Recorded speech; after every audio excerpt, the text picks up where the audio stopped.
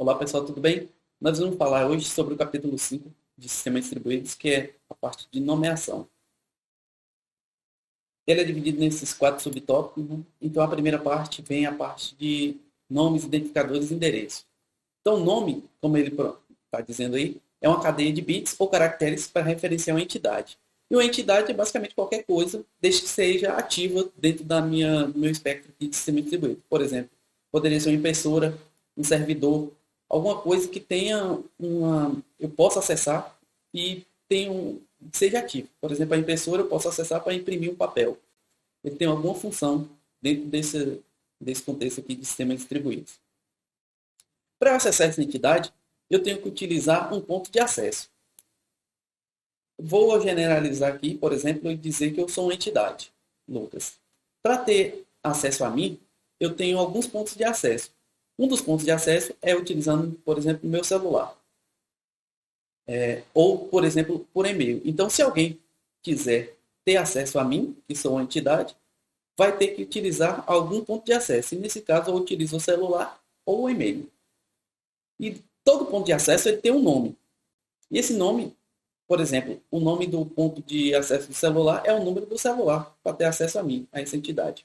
Então, se quem quiser ter acesso a mim, é só discar o número do telefone, que seria o nome, né? E teria acesso a mim. Da mesma forma, o e-mail. Meu e-mail, né? A descrição do e-mail é o nome desse ponto de acesso que vai ter acesso a essa entidade, que sou eu.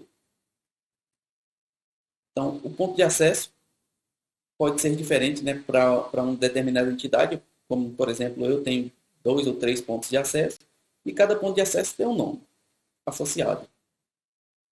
No entanto, esses nomes, apesar de estar fortemente associado, por exemplo, o número de celular e o e-mail está associado a mim, muitas vezes ele pode não ser uma boa ideia para você ter sempre acesso a uma determinada entidade.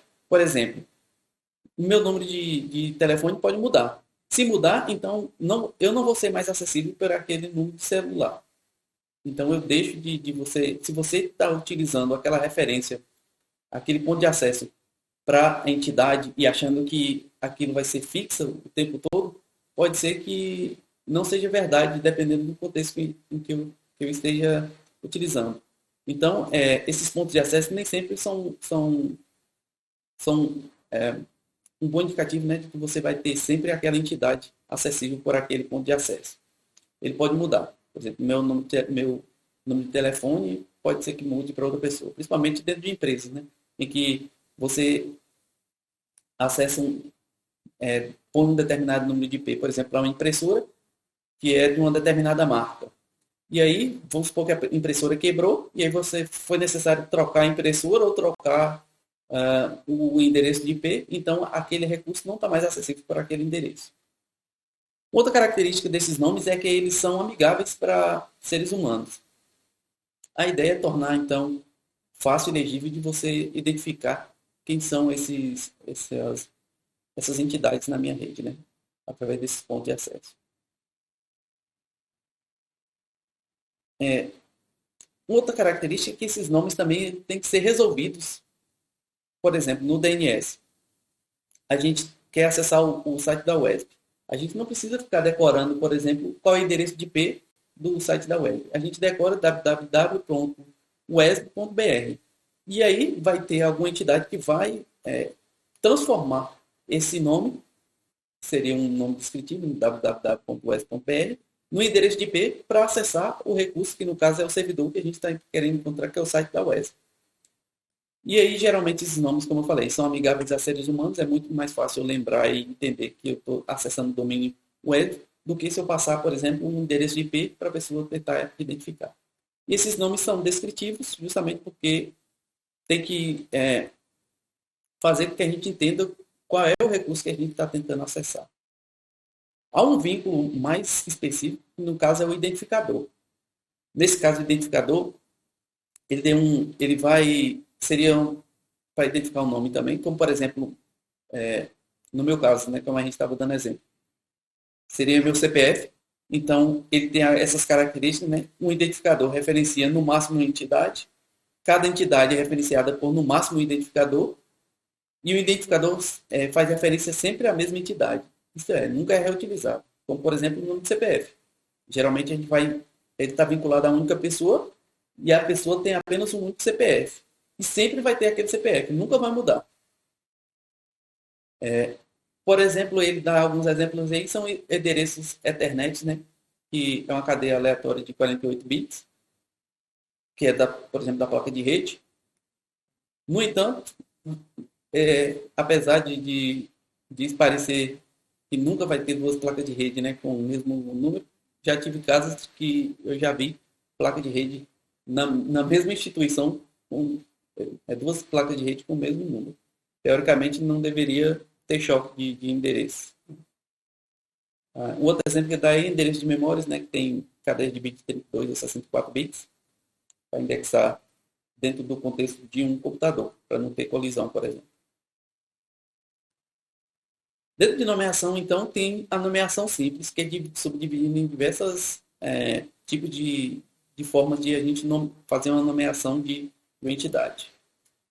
A primeira, né, a gente pode encontrar uma entidade utilizando broadcast ou ponteiros repassadores, que a gente vai ver um pouco mais na frente.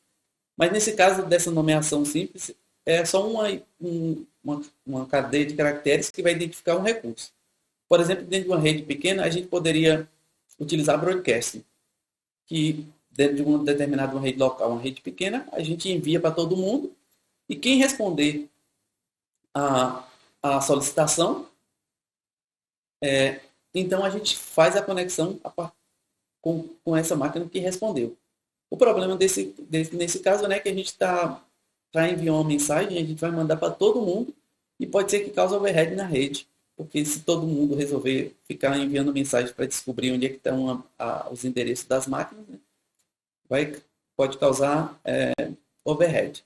Então ele não funciona para redes grandes, somente em redes pequenas e locais. Talvez seja uma boa ideia, porque aí eu envio para todo mundo e quem for aquela máquina que tem aquele nome, né, que eu estou enviando para todos, me responde. Outra ideia para minimizar esse problema é utilizando o multicast, que no caso a gente vai então criar grupos específicos, então grupos de máquinas, e que aí, quando eu mandar uma requisição, eu mando para um determinado grupo. E só as máquinas daquele grupo vai me responder quem é a máquina que eu estou procurando dentro daquele grupo. Uma outra maneira de utilizar nomeação simples é utilizando ponteiros repassadores. Basicamente, a gente tem uma máquina A que está tentando conectar com a máquina B, só que A moveu de lugar e B não sabe. E aí, ele vai tentar acessar a máquina A. Para isso, o A deixou lá um ponteiro repassador, que é uma referência, para o local onde ele está no momento. E aí a gente vai ver um pouco como é que funciona isso, esses ponteiros repassadores. Então, nesse caso aqui, o P1 ele está tentando conectar com o P3. Só que o P3 mudou de lugar. Ele foi para P4 aqui. E não avisou, né? Então, ele deixa um ponteiro repassador, que seria o que ele está falando aqui de apêndice do servidor, né? Então, quando o P1 tenta conectar aqui com o P4, ele acha que está aqui, a requisição é repassada, como mostra aqui, né? Repassada, e envia para P4, que aí responde, né, ao servidor P1. Então, tanto P1 quanto P2 também acredita que P4 está aqui em P3. Então, toda solicitação que ele fizer, ele vai enviar aqui primeiro para a localização onde estava P3, né, P3, e aí, como a gente deixou um ponteiro, ele repassa a requisição para P4. Um problema dessa abordagem é que P3 vai ter que ficar sempre ativo, porque se ele cair, quebra a conexão e ninguém vai saber onde é que estava o P4. Então, se um desses repassadores estiverem inativos, a gente perde toda a conexão. Então, é um dos problemas utilizando essa abordagem. Para minimizar isso, a gente pode utilizar essa outra abordagem com ponteiros repassadores, que funciona da seguinte forma: é parecido com o anterior, no entanto, por exemplo, a solicitação inicial, né? Esse cliente vai solicitar achando que ele está nessa localização. Quando ele solicita, ele repassa para o P3 que está o P4 que mudou de lugar. Só que quando o P4 responde à solicitação, ele já responde para P1, passando qual o endereço onde ele está no momento. Então, aí vem a figura B. Que quando o P1 tenta conectar de novo, mandar requisição, eu vou direto para essa nova localização. Então, depois que não é mais utilizado, então esse repassador pode ser desabilitado porque ele não precisa mais ficar ativo, uma vez que as máquinas já conhecem onde é que está a nova localização. E aí eu não preciso não preciso mais ter essa máquina ativa. Posso desabilitar. Um outro jeito também de você fazer, principalmente quando a gente está trabalhando com entidades, né, está fortemente associadas, é utilizando a localização nativa. É parecido com esses ponteiros repassadores, no entanto, a localização nativa, né, que ele chama de home address, SHA, é uma localização fixa onde você associa a uma determinada entidade. Então, por exemplo, nesse caso aí do Mobile IP. Então, o telefone que está associado a uma determinada localização tem aquele local, né, que esse home address fixo. Então, quem quiser conectar a um determinado IP, primeiro contacta esse home address, que vai redirecionar a mensagem para o IP, né, para o celular, o mobile, que está associado a essa localização. Como é que funciona isso? Nessa figura aqui, a gente pode ver como é que funciona essa localização nativa. Então, por exemplo, vamos supor que um determinado telefone, uma entidade, né, foi configurado, ou o home address dela é aqui nos Estados Unidos. Ela foi cadastrada aqui. No entanto, ele moveu, no momento ele está aqui na África do Sul. Ele saiu dos Estados Unidos e foi para a África do Sul. Essa é a localização dele no momento. Uma entidade aqui da China não sabe disso. Então, ela primeiro vai conectar ao seu home address, né? Vai enviar aqui a primeira mensagem solicitando então para essa entidade que ele acredita que está nos Estados Unidos, porque o home address dela é lá, a localização nativa. Ele envia a mensagem.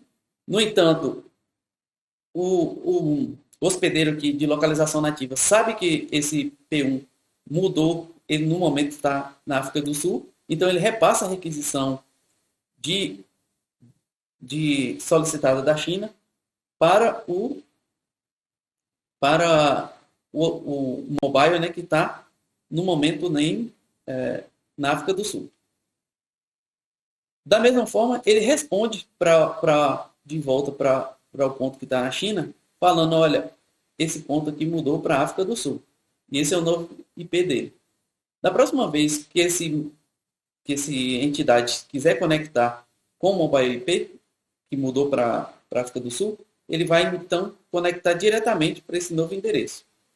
Então esse home address funciona como se fosse um local fixo, né, em que eu posso encontrar uma determinada entidade. E essa entidade, quando ele muda de local, ele tem que deixar nesse home address, essa localização nativa, para onde é que ele modificou, para onde é que ele está no momento.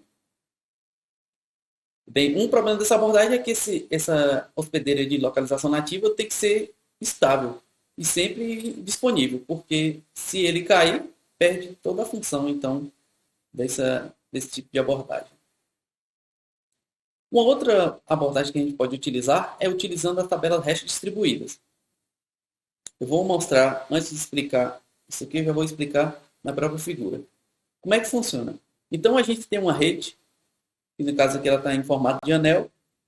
Nesse caso, a gente tem 32 máquinas e, basicamente, as máquinas que estão pintadas em cinza seriam as máquinas especiais que vão ter as tabelas que ficarão responsáveis por monitorar as máquinas que estão abaixo dela. Então, como é que funciona? Por exemplo, a máquina 1 monitora as máquinas 2 e 3. Da mesma forma, a 4 monitora as máquinas 5, 6, 7 e 8. E assim por diante. Então, todas as máquinas que estão abaixo ali, elas são monitoradas pela máquina de cinza. Para encontrar, então, para facilitar, para não ter que sair pesquisando toda a rede, a gente monta essas tabelas para facilitar a busca e o gerenciamento também da rede, né? Então, como é que funciona? A gente está vendo aqui, cada rede ele tem um tamanho 5, uma tabela de tamanho 5 associada. Cada pontinho cinza tem um tamanho 5. Por que tamanho 5? Basicamente, é porque essa tabela ele tem 32 nós. Então, se a gente pegar tirar o log, né, de 32, a gente é igual a 5. 2 elevado a 5, 32. Então, a gente consegue indexar toda essa tabela aí apenas com 5 entradas.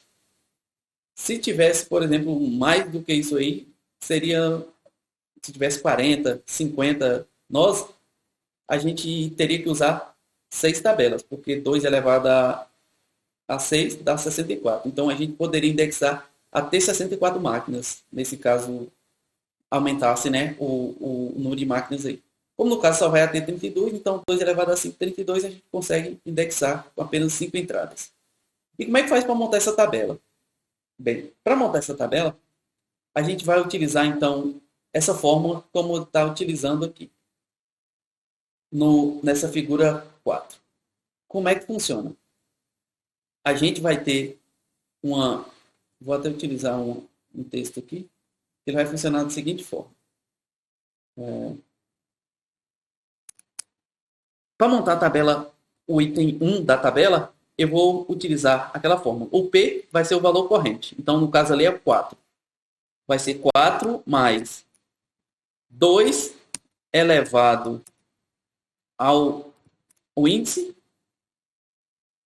Deixa eu mostrar só aqui. Ao índice, né? Que no caso ali, o índice é o primeiro que a gente está querendo. Então, é o 1. 1 menos 1. Isso aqui vai ser igual, então, 2 elevado a 1 menos 1 é 0, 2 elevado a 0 é 1. Então, 4 mais 1, 5. Só que o valor deu 5. Só que a gente procura qual é o nosso sucessor de 5.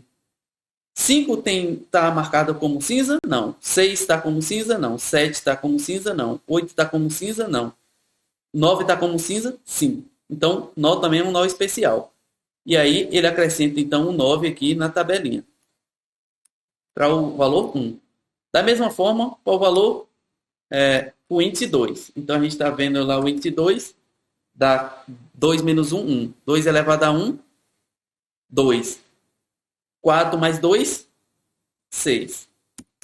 E ele vai para o nó 6. O nó 6 está em cinza? Não. O 7, não. O 8, não. Qual é o próximo? 9. E aí ele acrescenta o 9. Vai fazer a mesma coisa para o 3. Já o nó 4 aqui, por exemplo, o índice 4, a gente está vendo aqui que modificou. Por quê? Porque quando a gente, o índice aqui vai ser 4, então 4 menos 1, 3. 2 elevado a 3, 8. 8 mais 4, 12. Só que se a gente for aqui no nó 12, ele também não está em cinza. A gente procura o sucessor dele, que no caso aqui é 13, não é. 14. 14 está em cinza, então a gente coloca aqui no índice 4, 14. E assim por diante. Para o índice 5, então 5 menos 1, 4. 2 elevado a 4, 16. Mais 4, 20.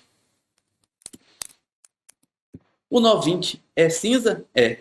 Então, já que o nó 20 é cinza, a gente coloca, então, para o índice 5 aqui, o valor 5, 20. E assim por diante. Então, para todos os nós aqui, a gente vai, a gente vai utilizar essa tabelinha do jeito que a gente está fazendo aqui. Então, para todas as tabelas, a gente vai montar da mesma forma, em que o P é o valor corrente do nó, que no caso aqui que existe, né, que é o nó em cinza, e a gente vai montando a tabelinha para cada índice, que é o índice I, a gente vai montando utilizando essa forma. Uma vez montado toda a tabela, agora a gente pode procurar um determinado item na nossa rede de maneira fácil. Como é que funciona? Por exemplo, a partir do nó 1, a gente vai sair do nó 1 aqui e vamos procurar, eu quero resolver o nó 26. Quando a gente olha aqui na nossa tabela, a gente olha no índice 1, 26, o maior índice que a gente tem aqui é o 5, que é o valor 18. Bem, 26 é maior que 18. Então, a partir do 1, eu não sei onde é que está esse nó 26. Mas eu sei que o maior que eu tenho aqui é 18. Então, eu mando a solicitação do 1 para a máquina 18, que provavelmente vai saber onde é que está o meu nó 26. Quando ele olha nos índices da tabela do nó 26, a gente vai ver que o maior aqui, no máximo aqui, né, a gente tem 2 que é 20, que é menor do que 26, e depois vem o 3 aqui, que é 28. O 3 aqui, que é 28, que é maior do que 26. Então, a gente vai no 20, porque ele é menor do que 26, né? E eu não vou no 28 porque ele é maior do que 26. Então, provavelmente, ele não está no 28, depois do 28. Ele está no 20, porque eu sei que o 26 é maior do que 20. Então, ele procura na máquina 20. Ele sai daqui e vai para a máquina 20. Pergunta ao 20. O 26 está sob sua jurisdição? Aí ele olha na máquina aqui e vê que tem uma máquina que tem um número maior, que no caso é o 21. A 1 aqui, no índice 1, o 26, né, é maior do que 21. Então, provavelmente, essa máquina aqui vai saber sobre o 26, onde é que ele está.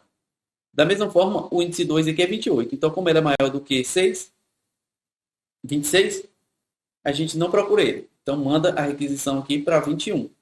A 21, a gente olha aqui pela tabela, então vai ter 28, 28, 1 e 9. Então, não tem um outro número que seja maior do que 26, né?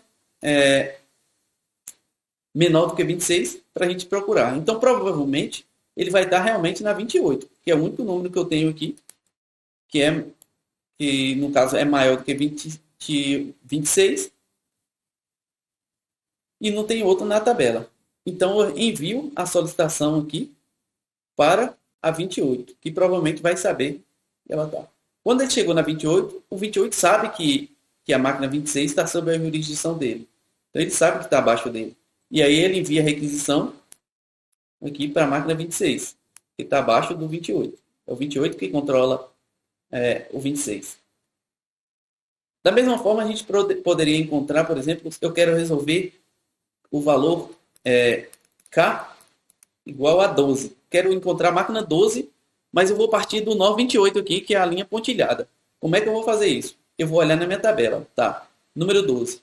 Olhando aqui, eu estou vendo que o maior número aqui é o número 4, né? Porque é menor do que 12. Porque no 5 é 14. 14 é maior do que 12.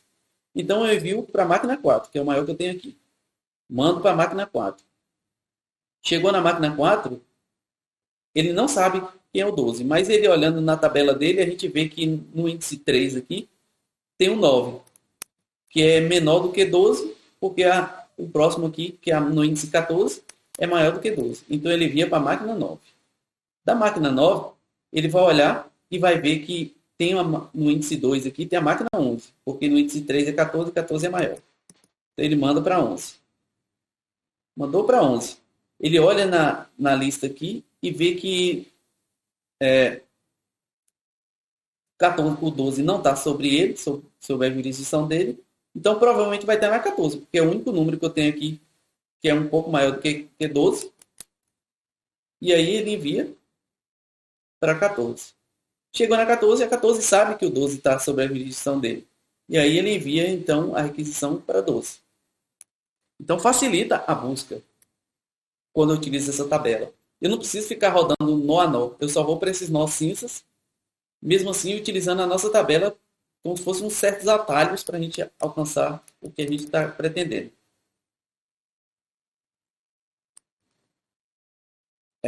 Então, para procurar um nó na rede, a gente procura um nó arbitrário, né? E sair essa procura pelas tabelas. Da mesma forma, para a gente entrar na rede, a gente procura um nó arbitrário, tenta procurar esse nó sucessor, né? Desse valor que a gente está tentando entrar na rede, e aí só se registra, e aí, de certa forma, a gente tem que rodar, dependendo, né, de como esteja a estrutura da rede, é necessário rodar a tabela novamente para atualizar a tabela de todo mundo. Da mesma forma, para sair da rede, de maneira simples, eu só aviso para o meu antecessor, dizendo, olha, eu vou sair da rede, para quem é meu pai, né, que está sob a minha jurisdição. Eu aviso para ele que eu vou sair da rede e saio. Então, como eu falei, de tempos em tempos a gente tem que fazer a reestruturação e reconstruir essa árvore. Pode ser que tenha saído várias máquinas, pode ser que tenha saído uma máquina que tem uma tabela hash e não esteja mais na rede, e a gente tem que fazer essa atualização.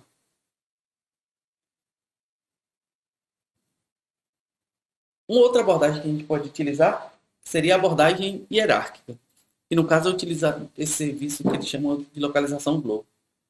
E basicamente é como se fosse utilizando domínios. Então a gente tem um domínio geral, dentro do domínio geral a gente tem outros subdomínios, que seriam como se fossem pastas, né?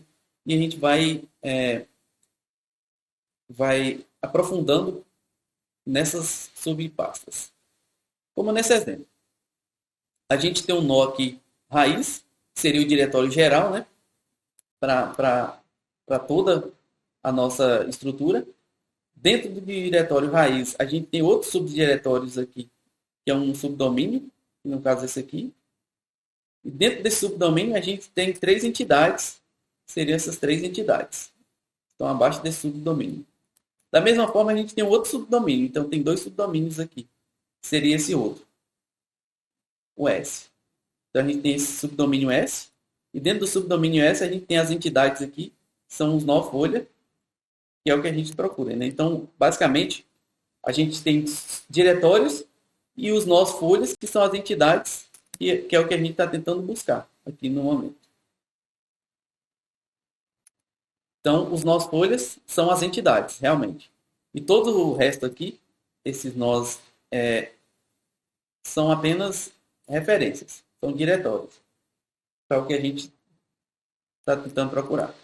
Então, por exemplo, se eu estou tentando encontrar uma determinada máquina, essa daqui no meu subdomínio, eu posso procurar, começando procurando o diretório raiz, por exemplo, eu sei que está sob a jurisdição de S, do domínio S. Então, se eu procurar aqui no nó T, ele vai falar, provavelmente vai estar aqui no subdomínio S. E S sabe quais são as entidades que estão no seu subdomínio. Então, o diretório S vai saber que a requisição aqui, né, vai enviar então para a máquina que a gente está procurando, que está sob S. Então, basicamente, a procura aqui é por subdomínios.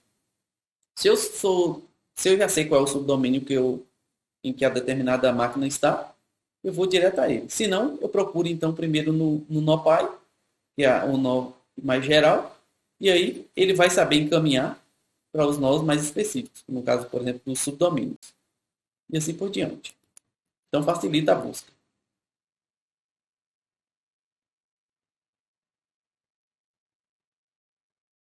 A gente pode, utilizando esse nós com subdomínios, a gente pode ter replicação e, para fazer replicação, utilizando essa abordagem hierárquica, a gente vai ter alguns ponteiros, né? Vai ter que ter alguma forma de referenciar essas entidades. Nesse caso, a gente vai utilizar ponteiros.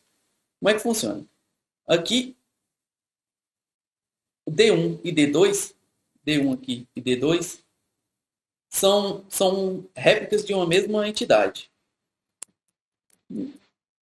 No entanto, N aqui tem um ponteiro que aponta para a entidade D1.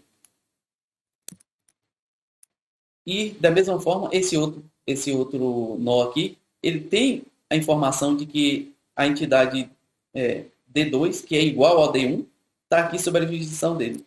Só que a máquina M é quem sabe que existe a réplica. Então, nem N, nem essa outra sabe que existem réplicas. Somente a M sabe que existem réplicas porque ele tem um ponteiro que aponta para as duas. Então, por exemplo, se eu quiser encontrar uma entidade, se está vindo uma busca em que, de cima para baixo, por exemplo, em que eu estou procurando a entidade E, quando chega em M, ele pode decidir tanto enviar para D1 quanto para D2, porque ele sabe que é a mesma entidade, só que replicada.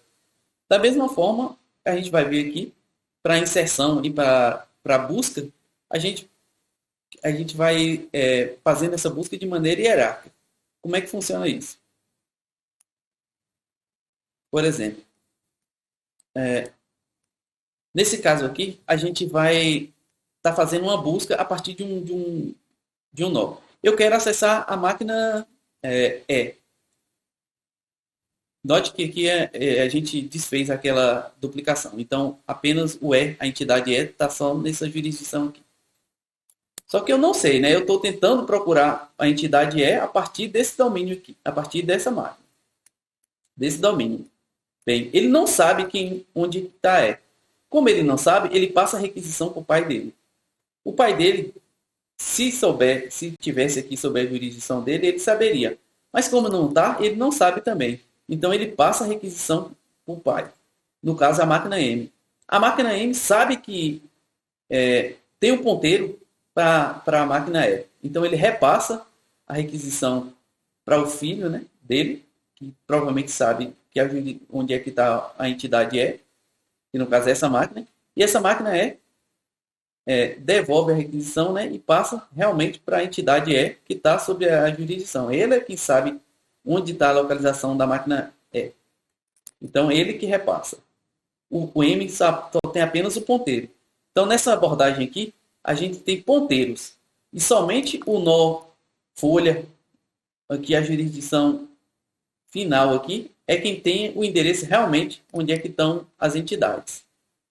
Então, todas essas entidades aqui, ele só tem ponteiros. E as entidades finais de um determinado domínio, quando tem nós folhas, é quem sabe realmente quais são os endereços. Da mesma forma, se eu quiser, por exemplo, me cadastrar, eu vou utilizar uma abordagem parecida. Por exemplo, novamente aqui, agora o domínio D, ele vai criar uma réplica da entidade E. A gente sabe que tem uma réplica aqui dele, né? E ele está falando que ele vai criar uma nova réplica. Só que ele não sabe da existência dessa entidade E. Então, como é que ele faz para cadastrar? Ele solicita ao pai dele, dizendo, olha, eu vou cadastrar a entidade E. E aí, como o pai dele também não sabe dessa jurisdição, que existe uma entidade E duplicada, então ele também passa a requisição para cima. O pai dele. Que no caso é o M. Só que o M sabe que já existe uma entidade E sobre sua jurisdição. Ele tem um ponteiro apontando para essa daqui, né? Para essa máquina aqui. Então, ele vai montar aqui, na sua tabela, dois ponteiros. Um que aponta para a entidade E nesse domínio e o outro que aponta para a entidade E nesse outro subdomínio aqui.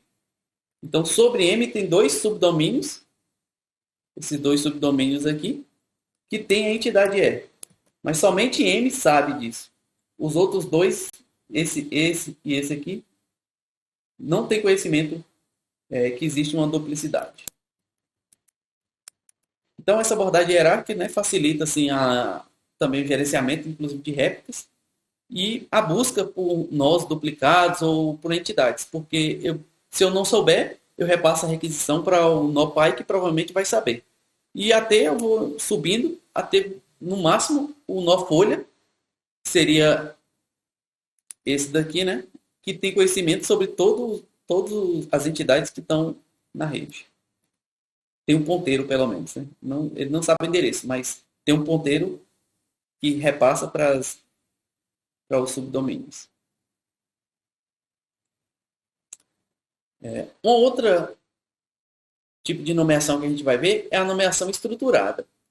Basicamente, ela utiliza... É como se fosse uma árvore de diretório. A gente vai também utilizar a árvore, mas no caso, dentro do espaço de nome, por exemplo, dentro de um sistema operacional, a gente tem a árvore de diretórios. No caso, tem os nós folha e tem, que são os diretórios, né? E tem as raízes, que são os arquivos, ou, nesse caso, né, as entidades que a gente está tentando nomear. Mas, para facilitar, a gente vai utilizar como se fosse o sistema operacional. Então, como é que funciona aqui a nomeação estruturada? A gente também tem a estrutura aqui do tipo árvore de diretórios. Nesse caso, o N0 aqui seria o nó raiz do meu, por exemplo, do meu sistema operacional, seria o equivalente ao barra no Linux, que a partir de tudo, né, a partir do barra, a gente tem toda a árvore de diretório, ou seria equivalente ao C, dois pontos, no Windows. Então, a gente tem um diretório raiz, que seria o C, dois pontos, e a partir disso, tem diversas pastas dentro desse domínio. Então, nesse caso aqui, dentro do barra, a gente tem o barra home e tem o barra keys, que seria dois diretórios. Dentro do barra home, a gente tem ainda outras pastas, que seriam equivalente a pastas, né? Que seria o Steam, e tem também, dentro do barra home, a gente tem duas entidades, que seriam o Ike e o Max. Então, essas bolinhas aqui seriam os nó folha, que seriam entidades, ou equivalente a arquivos, por exemplo. Seriam arquivos dentro do meu diretório. Só que dentro desse home aqui, a gente tem outro diretório que é o Steam. E dentro do Steam, a gente tem dois arquivos, que seriam o Mbox e o ponto .twmrc. A gente pode criar também, ter um diretório específico, né? Seria essa ligação aqui, que é como se fosse o atalho, que é o alias, chamado, né? A gente está dizendo que a gente pode acessar o recurso NSYNC de duas formas. Indo pelo barra keys, acessando diretamente o barra keys, ou indo pelo diretório aqui, como está aqui, né? Nesse exemplo aqui, ó. Partindo então do home Steam, do Steam eu acesso aqui o NSYNC. Então tem dois caminhos, e esse caminho por aqui, que eu marquei agora, seria como se fosse um atalho que está dentro da pasta Steam para esse arquivo que fisicamente está no keys. Então, basicamente é isso. A gente tem diretórios, dos diretórios a gente tem arquivos ou entidades, e a gente pode ter atalhos, né, que seriam para a gente conseguir achar esses objetos dentro da minha estrutura nomeada. Então, para acessar uma determinada estrutura, a gente segue essa estrutura aqui. Então, barra home, barra steam, barra keys. Seria o atalho para esse NC. Para eu conseguir achar o NC. Essa figura, basicamente, ela mostra a mesma, só que aqui ele está só mostrando que a gente pode utilizar o atalho, né? Seria o N6 aqui seria equivalente ao N5, porque eu estou fazendo um atalho para ele. Seria aquele atalho que a gente fez. Uma outra maneira de a gente trabalhar com essa nomeação estruturada é utilizando máquinas remotas. Por exemplo, nesse protocolo NFS, a máquina A, ele faz uma requisição aqui, esse diretório de VU, na verdade, ele faz uma requisição remota. Então, como é que funciona? Para a máquina A, eu quero acessar o arquivo que está sobre a máquina, sobre o arquivo Mbox. Então, através do protocolo NFU, ele faz a requisição ao servidor remoto e anexa esses diretórios aqui à árvore da máquina A. Então, para A, ele acha que ele realmente tem a máquina, tem aqui abaixo dele o Mbox, com esses da mesma forma aqui, né? Como se eu tivesse um Mbox aqui. Então, para ele acessar, ele vai na barra, para ele acessar então um arquivo dentro da Mbox, ele vai pela Remote, VU, Mbox. A máquina acredita que ele está acessando fisicamente o Mbox na estrutura de diretórios dele. Mas o protocolo aqui sabe que essa árvore está remota. Então, ele vai mandar a requisição aqui para a máquina remota em B, e B que vai resolver e vai enviar, então, o arquivo que está aqui, esses dois arquivos, né, que está na Mbox. Então, basicamente, nesse caso, né, o que ele está fazendo é anexando essa estrutura aqui dentro da estrutura do A. O A acredita que ele está acessando localmente, mas na verdade ele está fazendo uma solicitação remota para a máquina B, e na máquina B tem uma estrutura totalmente diferente. Se aqui a gente tem barra remote VU, na máquina B a estrutura é barra home steam mbox. Que é um espaço dinâmico totalmente diferente. Uma outra forma também de utilizando nomeação estruturada é utilizando essa divisão em estrutura lógica. Como, por exemplo, a gente tem aqui a camada global, camada administrativa, camada gerencial. Como é que funciona isso? É como endereços na web. É um bom exemplo disso. Por exemplo, a gente tem aqui no nível global todos os domínios, por exemplo, .com, .edu, .br. Nesse domínio aqui, ele é global porque pode acessar de qualquer lugar do mundo, né? Basicamente, são fixos esses .org, .gov, .br, e quase não muda. Uma das características desse nível global é que ela é bem estável. E justamente por ser estável, é fácil a gente replicar. Porque poucas vezes vai surgir um novo diretório nesse nível global. A não ser que exista um novo país, nesse domínio aqui, ele é bem estável. Então a gente pode ter replicação desses domínios. Por exemplo, .com. Eu posso ter diversas réplicas para ser acessado a esse domínio .com, porque a solicitação dele, a demanda é alta. Porque vários lugares do mundo tentam primeiro acessar o domínio .com. Uma vez que eu acesso esse .com, uma outra camada seria a camada administrativa, e no caso aqui, essa camada administrativa seria, por exemplo, para as empresas. Então, ela muda um pouco mais. Surgem diversas novas empresas. Então, por exemplo, a gente tem a camada, na camada administrativa, o ESB. Então, aqui na camada 1 seria o .br. Na camada administrativa seria o ESB.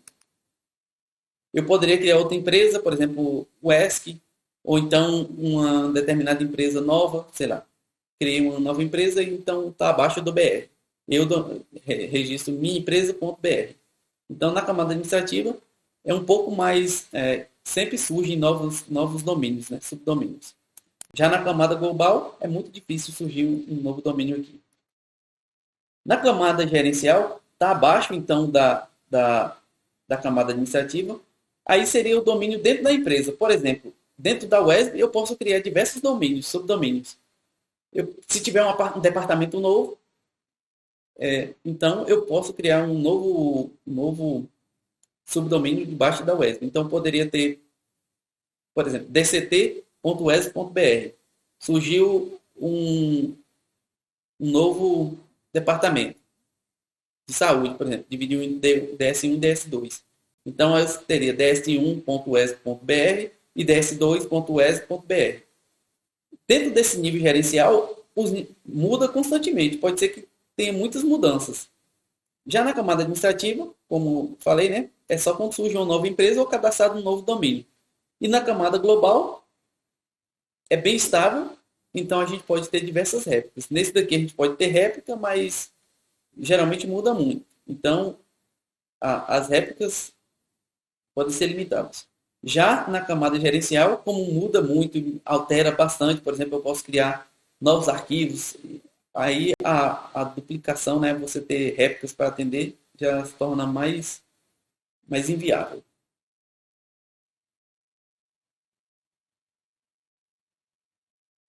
Aqui está a tabelinha, né, mostrando então que no caso do nível mais global, né, o acesso é mundial, a gente tem no nível global acesso mundial, na camada administrativa depende da organização, que é a empresa, e na parte gerencial a gente tem departamentos, a gente pode criar e modificar isso de acordo com a nossa necessidade dentro da empresa. E aí, na camada global, a gente tem poucos nós, né? Que seriam somente os nós mais acessíveis, por exemplo, br.com, o nome dos países. No nível administrativo tem muitos, porque são muitas empresas, e da mesma forma, dentro das empresas, eu tenho diversos departamentos, diversos subdomínios. E assim por diante. Então, quanto mais a gente vai descendo aí, né, a gente vai tendo mais, o gerenciamento vai ficando mais com as empresas e a gente tem mais modificações.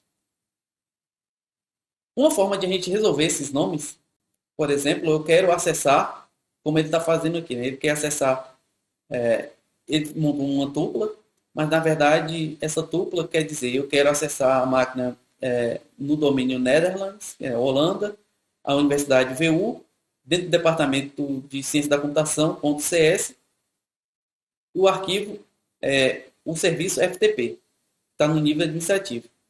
Então, como é que funciona? A gente primeiro, então, quem está solicitando aqui, vai solicitar fazer a requisição NLVU FTP. Nesse caso, vai ser iterativo. Então, ele solicita para a máquina NL para resolver o VU. Então, a máquina NL, né, o domínio .holanda, sabe onde é que está o domínio VU. E aí ele responde, fala, olha, o VU está aqui. Respondeu para V1. V1, a máquina que solicitou, né? Agora tem um endereço para VU, solicita para que ele identifique CS. E aí ele manda essa solicitação para VU. VU sabe onde é que está o VS, o CS, e manda a resposta de volta. De novo, aí o CS agora sabe onde é que está o FTP, manda a requisição, né? Manda devolvendo para falando onde é que está o FTP, e finalmente ele manda a solicitação para o FTP, que vai mandar aqui o endereço, sabe onde é que está o serviço FTP, a determinada porta, e manda a resposta da solicitação, mandando então o endereço da porta e qual é o IP para acessar o serviço FTP. E aí a solicitação é enviada para o cliente. Essa é uma abordagem, então, iterativa. Ele vai em cada um dos domínios, né? Primeiro no nível global, e aí vai descendo, até achar o serviço. Outra forma de fazer isso é de maneira iterativa. E aí, quem fica responsável são os servidores. Então, por exemplo, a máquina faz a mesma solicitação, ele vai no domínio NL, né, de Holanda, o NL sabe onde é que está o NU, passa a requisição para o VU, que é da universidade. A universidade passa, então, para o CS, que é o Departamento de Ciência da Computação. Do Departamento de Ciência da Computação, ele manda, então, para a máquina, que é o serviço de FTP. Uma vez que ele resolveu, sabe qual é o serviço e qual é a porta, ele devolve a requisição, então, para o CS, do CS para o VU, do VU para o NL, e aí, quando chegar no nível global de novo, ele devolve para quem solicitou, que for o cliente. Então, a gente tem aqui de maneira iterativa, né?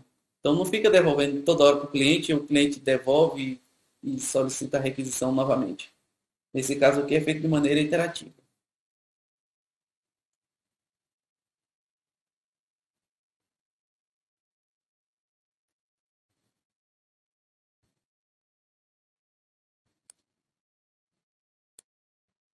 Finalmente, a gente tem, então, a nomeação baseada em atributo, e basicamente a gente vai ter um atributo e um valor. Eu vou mostrar, a gente não vai aprofundar muito nesse daqui, Mas basicamente vai ser como nesse exemplo aqui. Eu tenho aqui então uma pessoa, que é o sujeito, né? Eu tenho um atributo, um predicado, que no caso aqui é o nome, e tem um objeto que é Alice. Então, Alice é um nome de uma pessoa. E a gente pode. Essa é a ideia, então, que eu tenho um identificador para o recurso. E no caso do modelo LDAP que ele fala no livro, a gente, então, basicamente vai ter um atributo com valor. Nesse caso aqui, por exemplo, a gente tem o atributo que seria country, que tem a abreviação C, e que tem o valor NL. Então, o country é o NL, a localidade, Amsterdã, organização, o valor, Universidade de Bridge, e a unidade organizacional é o Ciência da Computação. A gente tem aqui também o Common Name, que é o Main Server. O Mail Server, a gente tem 3 valores, então é o único atributo aqui que tem 3 valores. O FTP, a gente tem esse valor, e o server tem esse outro valor. E aí a gente pode, utilizando um serviço, né, de LDAP, a gente pode fazer identificar um determinado recurso utilizando os atributos. Uma das formas, por exemplo, a gente poderia fazer uma busca utilizando esses atributos aí nomeados. O que ele está fazendo aqui? Nesse caso aqui, com essa busca. A gente, então, o que ele está querendo? Ele está procurando, então, no domínio global, né, o country. Eu quero, dentro da Holanda, no domínio organizacional, Universidade de Viés, procurar todas as unidades, todos deixa eu ver aqui qual é o nome mesmo. A unidade organizacional. Deixa eu voltar. Então, eu procurar todas as unidades organizacionais cujo CN aqui seja mail server. Então, basicamente, ele está fazendo uma busca para procurar dentro do domínio da universidade de Viers todas as unidades organizacionais que tenham um servidor de e-mail. E aí, dentro do espaço de nome, né, ele procurar e devolver a resposta. Então, é uma forma de utilizar essa abordagem. Outra maneira é utilizando hash, mapeamento de hash, né? Nesse caso, é parecido com basicamente o que a gente tem como um JSON, que a gente tem aqui a descrição, né?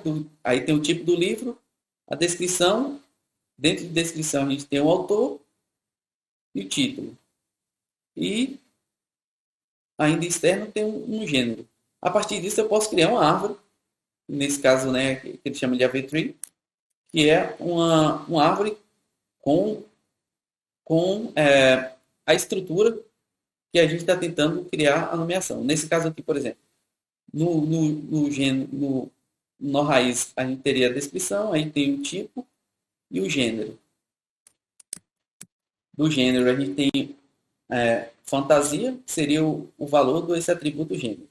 Dentro de tipo, a gente ainda tem uma subdivisão, no caso tem um livro, né? Dentro de livro ainda tem o autor, que no caso o valor do atributo é Tolkien, e o título, que é Lord of the Rings, que é o Senhor dos Anéis. E aí eu poderia fazer algumas buscas, né?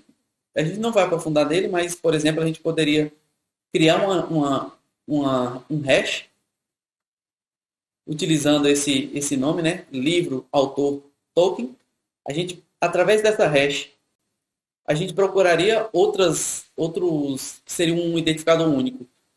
A gente procuraria na rede quem é que tem outra hash similar, por exemplo. Então, se eu encontrar outro local que tem essa mesma hash, é porque nesse local ele tem esse mesmo livro desse mesmo autor, né? Tolkien. Poderia ser O Senhor dos Anéis ou algum outro, por exemplo, similar, algum outro livro de Tolkien. Então, nesse caso aqui, esse hash vai fazer essa função de você facilitar a busca.